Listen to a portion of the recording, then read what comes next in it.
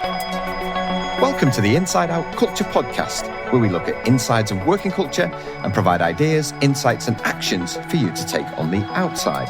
I'm Colin Ellis. And I'm Kath Bishop. And in each episode, we'll examine a different question or a different organisation. And we'll use case studies, research and our own insights and experiences to help you change the way things get done in your world.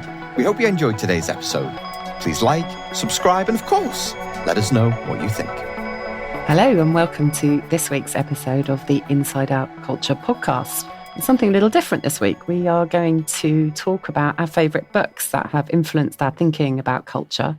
Both Colin and I are really keen readers and we're often discussing books and sending each other messages about various books. And it's a really key part of our work lives, our lives as writers as well. And so we thought with summer holidays coming up that we'd share a few of our recommendations, which might inspire you to read one of these or to go and find another one that you'd like to read to continue your thinking about culture. So before we dive into the books, tell us a bit, first of all, Colin, about the role of reading and books in your life. Well, I've always been a reader, Kath. I always think that these things start with your parents. Mum and dad were readers. They used to read me books as kids, something that we did with our kids to try and ignite that curiosity around reading. But working for myself, I realized that as a manager, I had a set way of building teams, building cultures, and it really worked. But when I started working for myself, I realized that actually for me to be able to promote what I do and to help others, then there has to be some science behind it. I have to read what other people have written. I think if you want to write a book, you have to read books to really, sometimes you'll agree with things, sometimes you won't agree with things. And usually that sparks an idea that then you can write about. And often the blogs that I write are based on something that I've read and I go, I really agree with that, or I really disagree with that. So for me, books play a big part in my life. And at the end of all of my books, I always list all of the books that I've read because I think, I have to credit these people with the ideas that they've generated. How about you, Kath? Yes, so huge connection as well, lifelong really. Grew up in a house with lots of books and I am a definite book addict. I should probably go to group where we discuss book addiction because I buy far too many. And so they're literally piling up around my house, my workplace, my bed, everything. But I think also when I came into working in this area, a good sort of 10 years ago now, I've kept thinking, I don't know if I'm qualified enough for this. And I think just the breadth of the area that it covers, understanding human behavior, psychology, anthropology, neuroscience, there's such a breadth that you constantly want to be understanding other influences to help us do work that is quite holistic. You're working at lots of different levels. You might be thinking about mindsets and beliefs in a workplace, or you might be thinking about behaviors or relationships. And so then you find yourself going off into a corner of, I need to understand more about relationship theory that comes from parenting even, and family therapy is where that thinking started. And then, of course, actually, when I was an athlete, I'd read a lot about sports psychology. And so it is an endlessly fascinating area. And I guess I just feel that I don't have to make myself read a book. I want to read because I feel it's so essential to almost making sense of life personally and professionally as well. And yeah, when I wrote my book, which took me many years, I found in the course of that I read books in a much deeper way, a different way. I was thinking not just sort of what are the ideas, but how has the author presented the ideas? How have they helped us to understand it and make it engaging? And so you're sort of reading on two levels then as well. So yeah, lots of connection there. Yeah. So before we dive in, that's a really interesting point. That when I finished the manuscript for my latest book, which is on toxic cultures, I deliberately didn't finalize it until I'd found there's a particular book that I wanted to read called Toxic Leaders. And I really wanted to read that book before I finalized my manuscript. I had this real desire. I was like, I really want to understand the concepts in this book and make sure that, kind of what I've written. And so I find myself on these little quests sometimes, Kath, to find these books and particularly when people share books that they've read that have inspired them, I always go, okay, well, is this something that would benefit me in my work? Yeah. So what are you going to start us off with? What's your first book recommendation today? Well, I'm going to start us off. You mentioned mindset in your opening, so that's where I'm going to start, Kath, with a book called Mindset by Dr. Carol Dweck. Is it doctor? I'm not sure if she is a doctor, but it's Maybe Carol professor. Dweck, Professor Carol Dweck. So if you're listening, Carol, because definitely she's listening to this, it's a book that I recommend all the time. And there's a quote really early on which kind of sums up, she gives a quote from this guy, Alfred Binet, who's the inventor of IQ. And he said, not all people who start out the smartest end up the smartest. It really resonated with me straight away as someone who crashed out of school with next to no qualifications. And she talked about, this distinction between a growth mindset and a fixed mindset. And what I loved about the book, and it's a quote I use all of the time, always with attribution, is that she says in the book, you can always change how substantially intelligent you are, but it's a choice. It's a choice. And, there's another quote I use about being ordinary. She says something in the book about, she said, the scariest thought, which I really entertained, I can't remember it, scariest thought, which I really entertained was the thought of being ordinary. And for me, when I read the book, I didn't just learn about how is mindset useful in the context of business, in the context of leadership, but also in parenting. When I read it, the kids were relatively young. I think I read it about 8-9 years ago, something like 2015, 2016. And the kids were a lot younger than they are now, like 10 and 8 or something like that. And it really gave me a sense of, how do we think about how we praise the kids, how we educate them? And I just think there's just so much that can be learned. She makes it one last quote from it. She makes the point that babies, no one, she said in the book, no one laughs at babies and says, aren't they dumb because they can't talk? They just haven't learned it yet. And yet when we get older, we make these judgments on people who've never actually had the time to learn some of those skills. So yes, mindset is my first choice. And I think that book has been so huge. It spawned a whole industry, really. Carol Dweck was an educational psychologist. So it actually started off from the point of view of her trying to think, how do we help children to learn? And it's not just a fixed IQ. Actually, the environment they're in has an enormous impact. The way they think about learning has an enormous impact. And so it's been huge because her work, growth mindset, is talked about in sports worlds. It's talked about in businesses. And I often hear leaders and HR directors saying, we need a growth mindset here. Satya Nadella talked about Carol Dweck's principles when he was trying to change the organization when he took over at Microsoft and wanted to go from a know-it-all organization to a learn-it-all organization. So, she has really reached far and wide. Now, there is quite an industry that's come off the back of it. There's interestingly a body of research saying that the impact isn't as great as she makes out, that others have struggled to replicate her studies. So, it is just vast now, the conversations around this. I think there's no doubt that we know mindset has an impact and we can then kind of squabble on the percentages of that on our performance. But I find it really interesting, the number of people that maybe think they adopt growth mindset thinking, and then actually they're operating to it only really, we have to hit these markers and we have to get these results and we have to win the race. Whereas actually the growth mindset piece is putting learning at the heart of it. And I remember a fairly recent interview with her when they asked, what are you spending your time now? Are you kind of doing anything?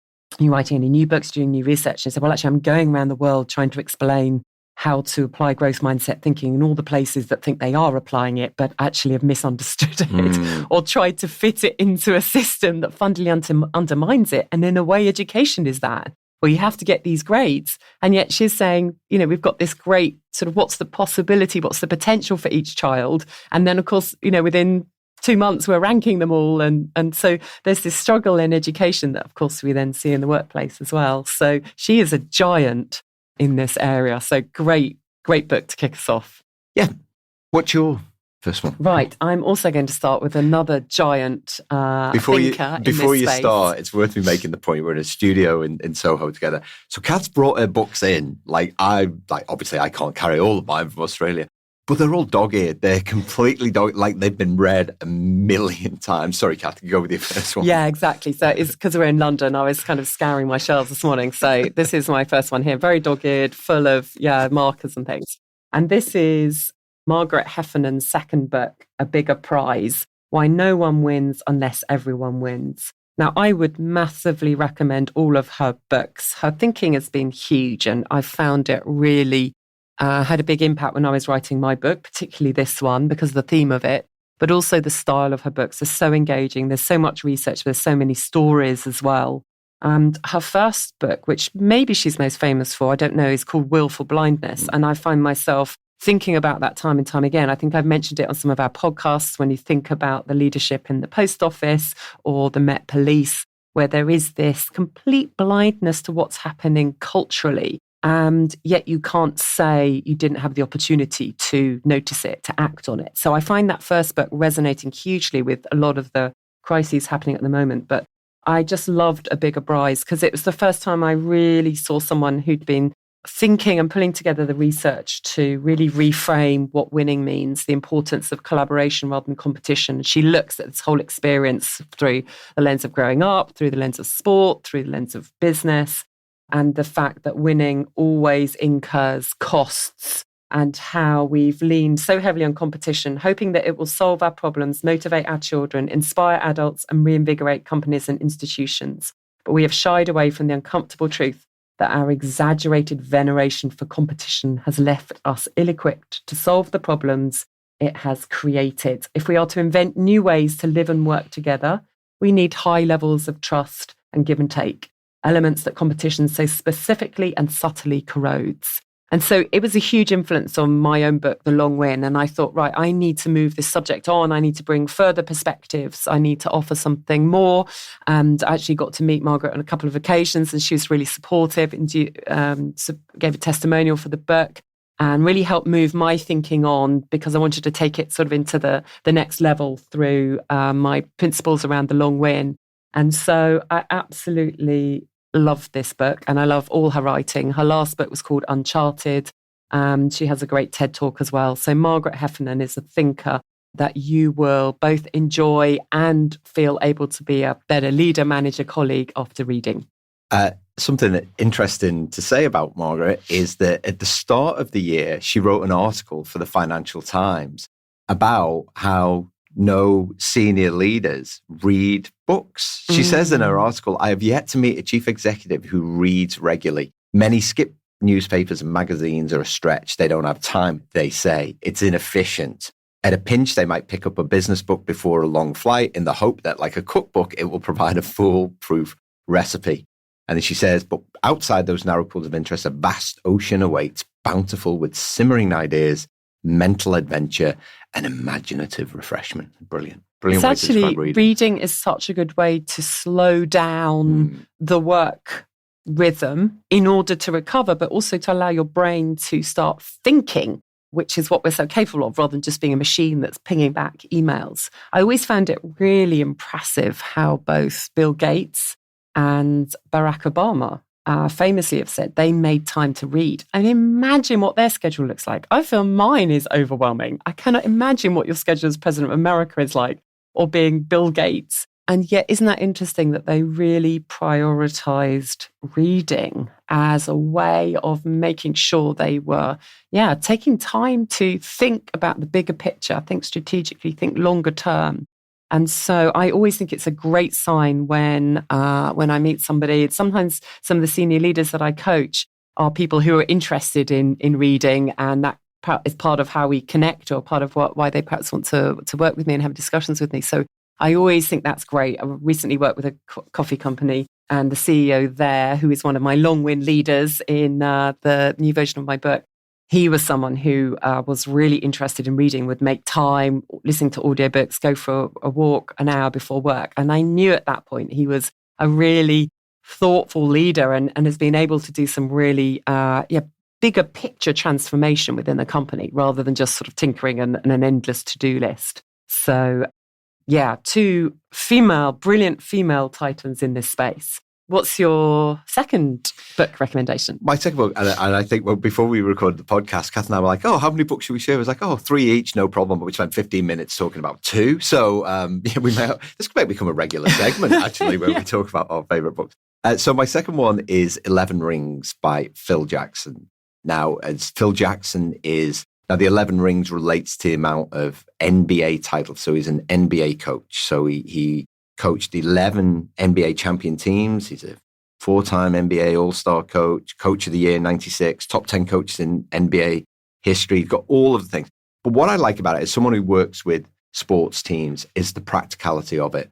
And Phil Jackson is one of those rare leaders, particularly in sport, who actually takes the time to build culture first. And he's quite a spiritual guy as well. So he does all of the emotional intelligence stuff, all of the engagement stuff. He does all of these things. And so it's a highly practical book. And he's vulnerable in it too, in the sense that he talks about what he had to sacrifice to get to where he got. You know, he was a former player himself, and he had a very particular way of thinking and acting. He recognized that, the generation gaps, I think he says every day the gap between generations becomes more apparent. And what he wanted to do was to create an environment where it would pull people together. Not for him. He wasn't the kind of coach who would, kind of work with someone like Dennis Rodman and say, Dennis Rodman was the bad boy of basketball. If you're unfamiliar with him, he's mates with Kim Jong-un, people like that. Not for him to sort of say, I don't understand this generation. He took the time to really learn, really understand. He recognized that, him being transparent, him being vulnerable was key. The players won't stand for a coach who aren't honest and straightforward. He could have the difficult conversations. But crucially, he put the emphasis on the team to create the culture that they needed to be successful. Of course, he was part of the team, but he recognized that if the team don't create that culture, then they'll never feel that sense of belonging. They'll never drive each other towards success. The emphasis would always be on him as a coach to generate motivation, but it would be extrinsic, not intrinsic. And so for me, it was one of those books that I read that I was like, here's a coach who really understands the concept of high performance.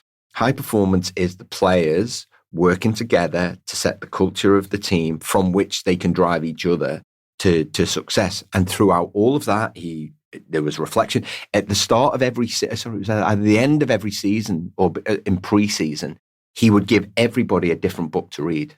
And so he would think about the player and what they needed at that time. And it was different books for different players. And for me, that's the real demonstration of leadership. I've connected one-to-one with that human being. Yeah. Here's something that I feel that would really help them and generate that connection. So yes, 11 Rings by Phil Jackson is mine. Brilliant. And it's very practical because he's showing the application of these principles, isn't he? And he's probably one of the early coaches that started to move away from the sort of macho directive, bossing it around kind of style, isn't he? And that's even more impressive in a way that he was starting to navigate this before it had any sort of following in a way. And I think now we will point to many of the Premier League managers and to people like Gareth Southgate in the England football team who are leaders who are kind of in this style, Serena Wiegmann as well, of being more compassionate, of understanding, of creating togetherness, of valuing culture. Still probably not the majority of sports coaches, but,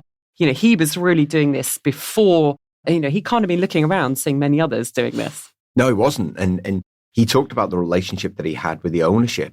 The ownership wanted instant gratification. And he was like, you have to trust me. You have to trust the process. And, I'm still surprised. I was with the major sporting body last week.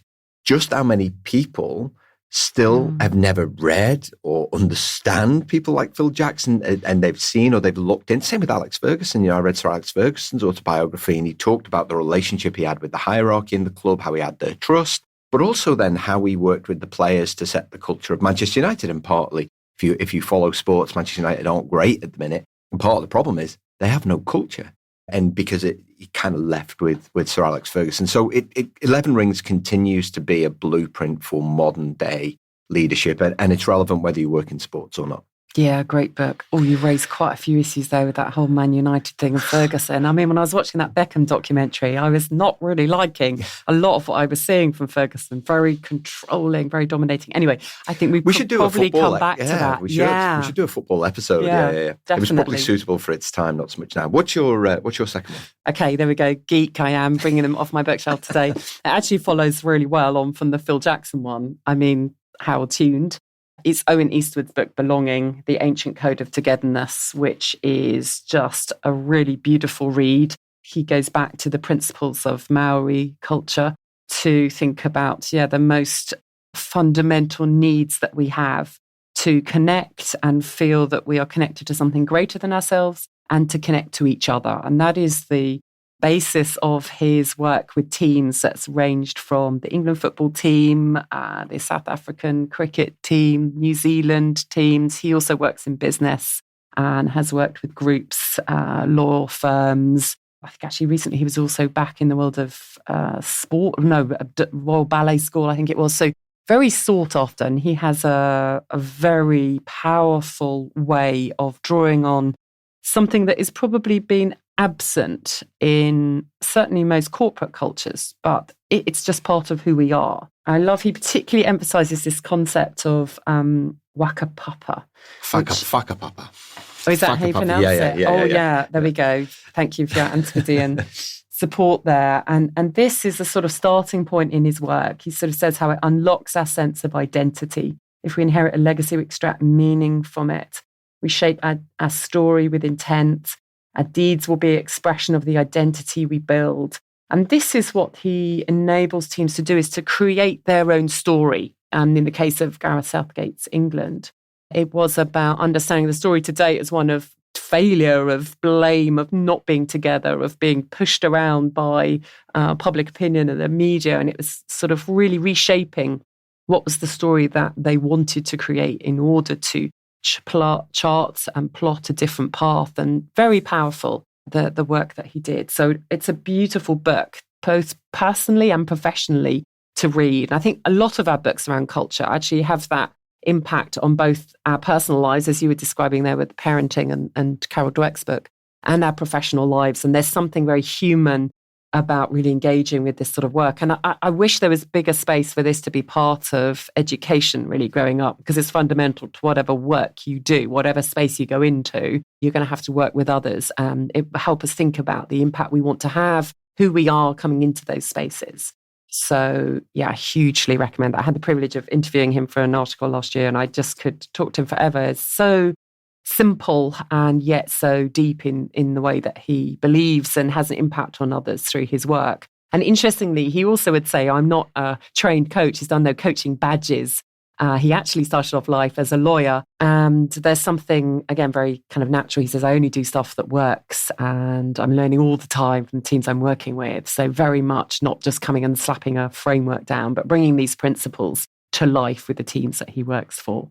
So are we going to share one more recommendation? Yeah, one more, just very quickly on Owen Eastwood. I lived in New Zealand, lived and worked in New Zealand for 6 years. I became familiar with his work when I was there, and a very strong tribal Maori culture. There's so much you can learn just by reading about other cultures, and that's the anthropological stuff that Kath touched on, particularly the whakawhanau, which is about the process of building relationships, connecting with others and establishing a sense of belonging. So yes, excellent book. So one more. One more. One more. I know. Could do 100 more. I feel I could just do one book every week. Yeah. We should do that. So my last one is slightly unconventional because I'm not big on military books. Whenever I read a military book, I always think of, particularly if they're about war, I always think about human suffering and all of those kinds of things. And there's elements of it where I'm reading about strategy and I'm troubled by what's happening in the world. But this particular one I really enjoyed, so I want to incorporate it here. So it's Team of Teams, New Rules of Engagement for a Complex World by General Stanley McChrystal. And he talks specifically about operations in Afghanistan. Now, what I liked about it is I was a bit of a corporate maverick. I think I got once described as by not conforming with some of the cultural norms and developing. And I always used to talk about the fact that the work that we did in our team specifically contributed to the overall culture because we were doing something different. And McChrystal's book was the first book that I feel that I've read that really articulated clearly this team of teams, as he calls it, subcultures, as I call it. The importance of that is that too often what we do is we have these hierarchical top, middle, bottom, right? And he said, he talks about the fact that we think that as leaders, that's the way to get maximum efficiency, when actually the way to get maximum efficiency is through adaptability. And he makes a strong claim for that being the kind of core competence. And because of the complexity of businesses, what we need is for managers to, be guided by a central vision, a central set of values, but actually to create something that works for them within their context, but also connects with others. And this is something that really got me thinking about, well, okay, and we've talked in the past about how middle managers really are the foundation for great cultures, because we need middle managers to really set the purpose of their team in line with the values, but also to create something that has this common sense of purpose. So it's rather than it being a vertical, you report to you, it's who do I need to interact with in line with our values to make sure that we get the outcome that we're looking for. He made the point that teams are really messy. What we don't want is for everybody to know everyone's role. We just need the right people to know the other right people at that moment in time, and then work in line with their values and purpose to actually deliver what we needed. Too often, I think organizations get stuck in these silos, and that's where, I was guilty of it in the past myself, because I'd like to think mine was a positive silo, but I was doing one thing in one way. And actually, if we teach managers the same way to build teams, you remove the possibility of silos, because you create this magical culture of a team of teams. So I love that book as well. And it's a really dense book. I remember sort of having to take some time to read it, because it's very tightly packed with research and stories. And I think he led the US forces in Iraq. And so it hugely resonated, because I could see this happening. They were confronted with an enemy that was very fluid, very agile, changing all the time, didn't even necessarily have one clear leader.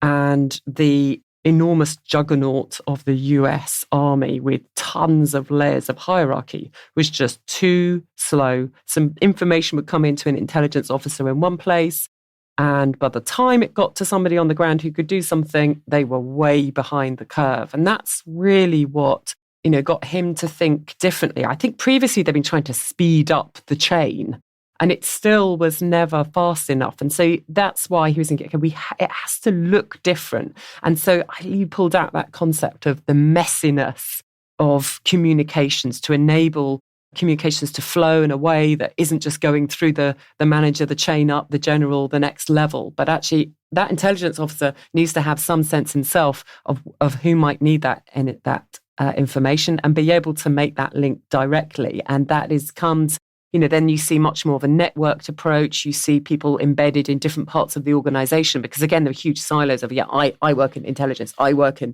operations or on the front line. And, again, these people would never talk to each other. That just doesn't work anymore. If we want collaboration, we've got to start allowing this cross-flow, cross-functional leadership, making sure we're doing work in different parts of the organization sideways, not just on a sort of greasy pole upwards. And so, I think it's a huge book. It has so much in it. So brilliant recommendation. All right, Kath, and your last recommendation? Yeah, so my last one actually has a link to that, purely by chance. It's called Winning, Not Fighting. And it is written by John Vincent, who is the co-founder and chief executive of Leon, the restaurant chain. And he's written it with Sifu Julian Hitch. And the subtitle is Why You Need to Rethink Success and How You Achieve It with the Ancient Art of Wing Tsun.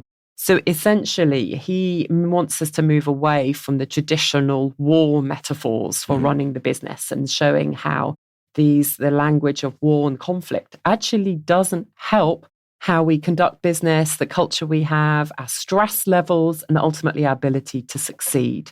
So he says, for too long, war has cast a shadow on how we think about business, with negative implications for us, the companies we work in, and on the planet. And so he draws on the philosophy of Wing Tsun, an ancient Chinese martial art founded on the idea that fighting is fundamentally bad.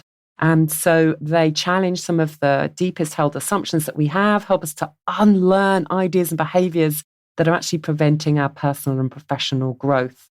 And I love the emphasis that comes in there on mastery. So the martial arts are all kind of underpinned by this, in a way, a really core concept in Eastern culture of mastery. We never finish learning. We've never become the end product. We've never become, I finished learning, martial arts, just as we never finish learning in our lives. And actually that sort of more infinite thinking, I sometimes call it, about Simon Sinek's infinite mindset concept, is much more helpful into getting this constant improvement as at the heart of success. Success is around learning, growing, supporting others to do that. And there's a humility that comes with that. Nobody has all the answers, whatever our role, whether we're chief executive or not, but we can always be open to learning. And so it's a really interesting rethink that, again, is very practical. So he takes lots of practical business situations and then applies these principles from the martial art of Wing Tsun into them. So, a lovely kind of business example of rethinking culture. Fabulous. I haven't read that one. So that I added that to my massive list of books to read. So thanks, The infinite pile of books to read. I'll revert to type as a Scouser and just steal it from you on your way out. Yeah, feel free. So I think our central lesson here is to go back to Carol Dweck's quote right at the start, is you can always improve how intelligent you are. And books are a great way to do that, whether you prefer a physical copy. I still prefer a physical book. I don't know about you. Yeah. Or you prefer a Kindle. Give it a go. Just find one that you think you can enjoy, make some notes, and then, move on to the next. And if you do find something you enjoy, please feel free to share it with us. We'd love to hear your book suggestions. You never know, we may not have read it. Yeah, send in your recommendations for sure. That would be brilliant. Yep. Yeah, great conversation. Fantastic. Thanks, Kath. Thanks for listening to today's Inside Out Culture podcast. Please remember to like, subscribe, and of course, share with others who you think may be interested.